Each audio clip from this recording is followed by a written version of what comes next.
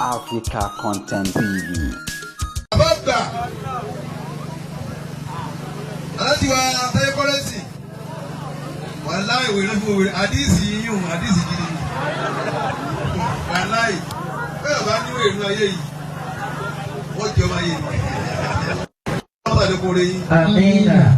àárín ẹ̀yà àti àwọn olólùfẹ́ yín látòrí ọ̀gá ayé Pasuma ọlọ́run tó dàrú. Àmín. àwọn tó lè máa bàjẹ́ ọlọ́run ò ní fún wọn láàyè. Àmín.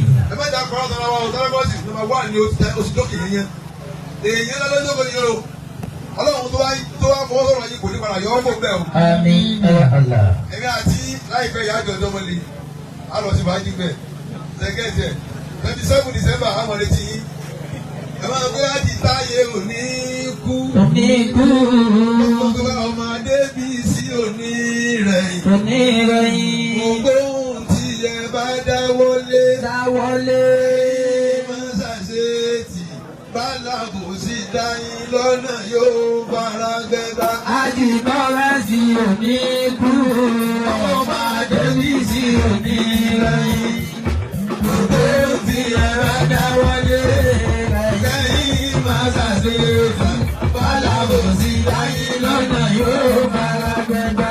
Àdìbọ́lá sí Òní kú, ẹbí sí òní rẹ̀. àdìbọ́lá sí Òní kú, ọkọ̀ òní rẹ̀. gbogbo ohun tí ẹ bá Dáwọ́lé kẹ́yìn máa ṣàṣetì bálàbò sí dáyín lọ́nà yóò fara gbẹ́dá. Àjìbọ́lá sí òní kú.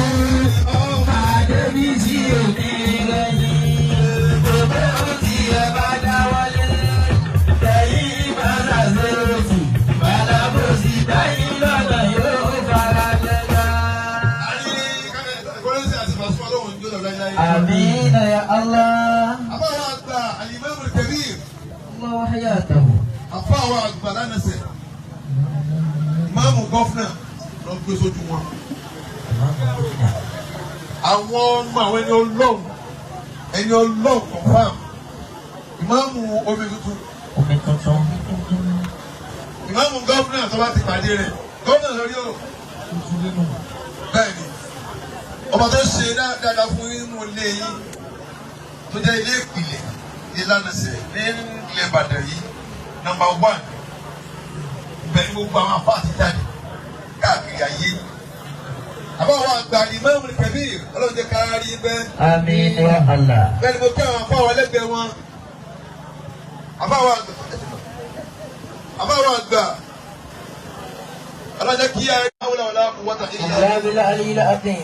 Mo kí gbogbo àwọn ìmáàmù Dr. Abdulrasheed Abdulaziz SA Islamic Affairs tó di gọ́ọ̀nà ọlọ́dẹ kárí bẹ́ẹ̀. Àmín.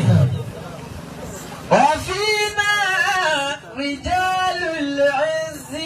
Èyí á ṣe yí àmọ̀ pé gọ́ọ̀nà Ọ̀yọ́ yìí gọ́ọ̀nà yìí mo ti yí yí láì mọ̀ yẹ ìgbà lọ́dún kẹ́tí mo kọ́kọ́ gba ọ̀nà Ìṣẹ́yìn lọ.